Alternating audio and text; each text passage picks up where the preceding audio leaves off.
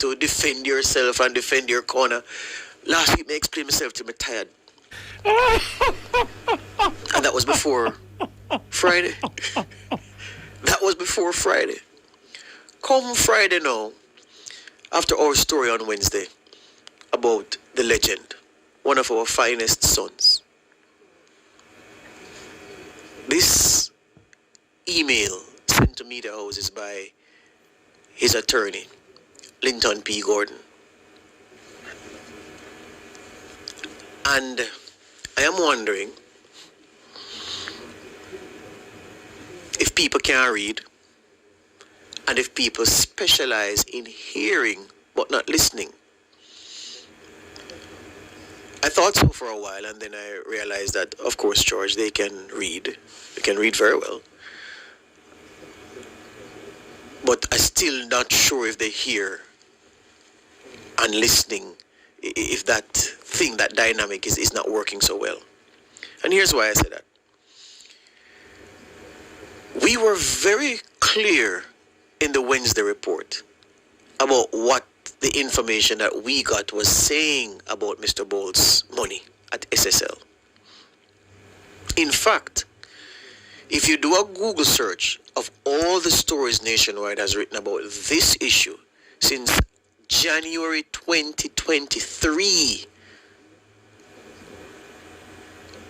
we have been consistent based on what we've been told by our sources about the likely destiny of the legend's hard-earned funds. So I didn't see Mr. Gordon's email directly. Funny enough, even Floyd Morris could see that it was directed at Nationwide.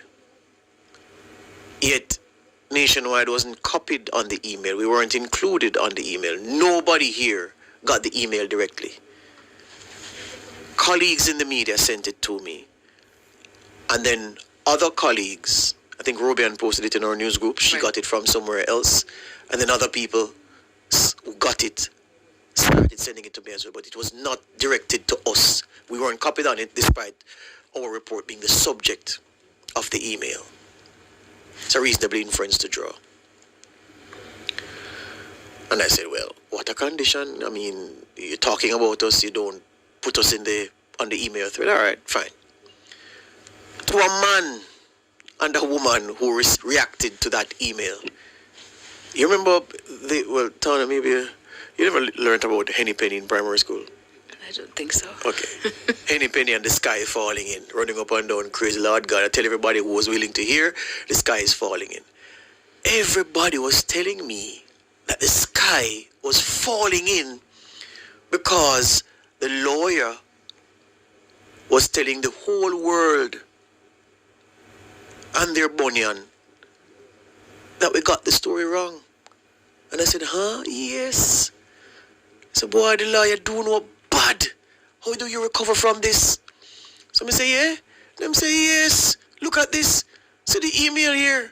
Everybody has it. And now you have to look into yourself and look at how you're doing journalism, because you got it spectacularly wrong. And the man came and he put the boot in. And your credibility is shot. Everybody was telling this to me, that the sky was, it was a real Henny Penny moment. So I said, what a condition. I had some internal discussions. Spoke to the boss and we did a little analysis of what we had done and where we had taken the information from and everything. To spend some time going over that, him and myself. And then I left him. So I spent about 3 hours being told by everybody, people I respect, and respect their intellectual ability, that the sky was falling in and we were flayed to pieces by the lawyer because the man jumped in our chest because we get it wrong. So about 3 hours of that. At a point in the day, I retreated to my work tabernacle town now. And I said, you know what? Let me see this thing now. So I printed the statement. I had a copy of our story on my desk in hard form. And I put them side by side. And I took up my reading pen and I went through. And after I read the first sentence, I said, wait. But something right. Then I read the second sentence and the third sentence and I read all of it. Then I kissed my teeth. I said, but hold on. There are so much people now in a sense. The lawyer launched a strong defense. Not even one preposition in our story was rebutted by the lawyer. Not even one. He was arguing and defending against something totally different from what we wrote. And as soon as I realized that, and I started calling back people to say, well, on there, you can't read again? You know, see so and so and say, oh. Of course, you know, you had the few wrong and strong still who wanted to say, no man, but, and when I get those in there, them say, oh, we reported that a substantial portion of that which was sent to SSL by Mr. Bolt. Stick up in. The fact that the Legends money was sent to SSL has never been a subject of our stories. Never. We have never questioned whether he indeed sent money there. What we have been saying, my friends, is that a substantial portion of that which was sent was not invested into the accounts at SSL as he was led to believe. That is all.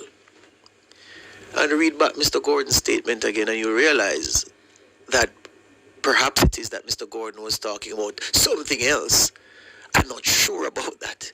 But I am sure that Mr. Gordon wasn't talking about our story because our story different from what he ended up rebutting. And sometimes you have to just shut out the noise and read. Sometimes you have to just take away yourself from everybody, just look for yourself and you will see what the real thing is. I'm saying to you as well, Jamaicans, listeners, friends all, you know, it's hard to do this story, you know, and reporting Bolt, you know, because Bolt is in the position now where any reporting that doesn't say government stole his money is being interpreted by him and his friends and his supporters as you attacking him. How could any Jamaican have anything negative to say about USAIN St. Leopold? How? Who? Once you're not saying government thief the money, you're attacking him. And there are people around him who have led him to believe this thing. So when we know as journalists say, well, based on what we've been told, they defrauded him, it's not anything that Bolt did wrong that caused him to be defrauded. Anybody can get defrauded. Anybody and everybody can get defrauded. So that's what happened to him. So those around him who are telling him that, oh, these people get defrauded, they are not saying government thief your money. I can't like you and them against you and they want you to go down. What rubbish. I don't know anybody who doesn't wish that this story was not a story any at all. That we weren't talking about this. How can we be talking about Bolt being defrauded? What kind of something that? It's hurtful. And I can imagine how he must be feeling. But at the same time, his camp followers are not doing him any favors. Because they've told him, government thief your money. Never in my lifetime have I seen in a democratic country driven by market forces, where government and private, different, separated, a government entity go into a private business, isolate one client account and take the money out of that account. Where in history have any of us ever seen that happen? So we're saying, well, this government has broke new ground by doing that. That, a foolishness.